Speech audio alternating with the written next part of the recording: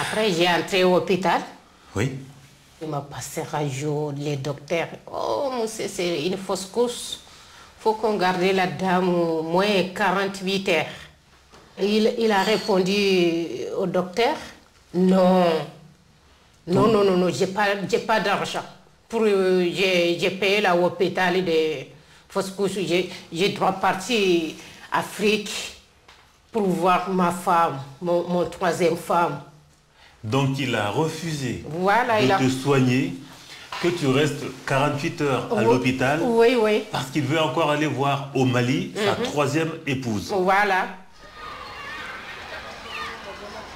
Et les allocations familiales, comment ça se passe? Il faut que j'arrange avec mon ex-mari. Et tu as combien d'enfants? J'en ai 7. Donc c'est ton mari qui encaisse toujours les allocations familiales? Toujours, oui.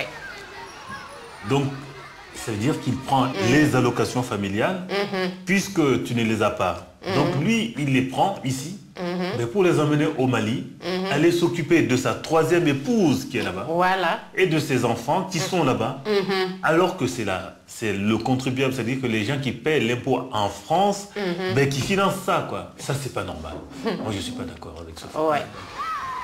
On fait de l'élevage avec des êtres humains, c'est-à-dire des femmes, pour avoir beaucoup d'enfants, ne pas s'en occuper. Un blanc, bon teint, qui dit ça en France, on va le traiter de raciste. Mais moi, je le dis en tant que franco-malien, noir, hein, je dirais même nègre, parce que, d'abord, c'est violent comme situation. Et face à cette situation, les seules personnes qui y sont confrontées directement, ce sont les femmes qui viennent me solliciter. Retour chez Momo, marié à 2 femmes et père de 7 enfants.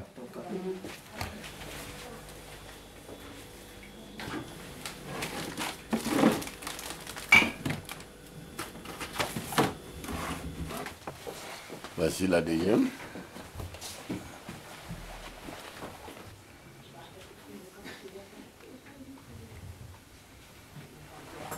Et donc les enfants, ils dorment, vous faisiez arranger comment pour les enfants? On s'arrange sous le matelas, souvent. Le matelas, bon, ben, ils sont obligés à coucher dessus.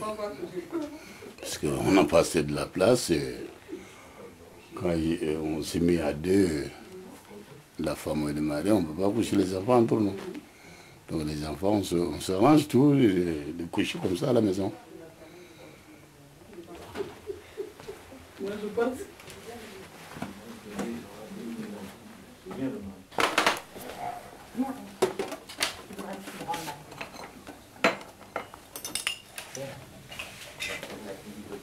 Les appartements sont trop petits. Si on pouvait avoir un appartement plus grand, ça serait très bien. Parce que c'est pas évident de vivre dans un F3, 2 femmes et puis 7 enfants, quoi. Si on pouvait avoir un appartement plus grand, ça serait l'idéal. Voilà. Ou alors chacun avoir sa propre maison, c'est ce qui serait parfait. Voilà. Vous pensez que vos enfants garçons vont être polygames quand ils seront grands? Moi, je ne peux pas me mettre à la place de mes enfants, parce que chacun a son temps. Hein. Non, ça, mais vous, qu'est-ce que vous pensez, vous? Moi, j'ai toujours polygame. Moi, mais pour vos enfants? Pour mes enfants, je ne peux plus discuter pour ça, parce que ils sont nés là où tu es né, tu prends les coutumes de là-bas. Peut-être qu'ils ne vont même pas marier. Parce que la plupart des enfants d'ici, ils acceptent même de marier. Mais ceux qui veulent marier même en polygamie ici, il a pris un héritage. Parce qu'il a vu ça chez lui, c'est son père. Donc s'il peut la faire, personne ne peut la condamner. Donc ça peut se faire ici. Hein. Plus tard qu'on peut l'avoir. Et vous serez d'accord? Moi je suis toujours d'accord, moi je l'ai fait, mon père a fait. Pourquoi condamner à mon fils de ne pas faire? Je suis toujours d'accord. S'il m'a amené une femme, qu'il a une deuxième femme, ou qu'il a une troisième femme, s'il a la place à les mettre, j'ai dit oui. Pour moi, j'ai dit, je vais dire oui. C'est pas moi qui vous donne à manger, c'est lui qui donne à manger. Comme moi, je donne à manger à mes femmes, et lui aussi, il débrouille à donner de manger à sa femme. Qu'est-ce que tu réponds aux gens, enfin surtout des hommes polygames, qui disent que la polygamie en France est quasiment inexistante. Elle n'est pas inexistante du tout. Au contraire, les gens ils rentrent plus en France sous forme de polygamie. Ils rentrent plus en France en tant que polygame. Mais il y a la polygamie toujours. Et les gens qui viennent, ils sont toujours en situation de polygamie, même si les pouvoirs publics ne savent pas.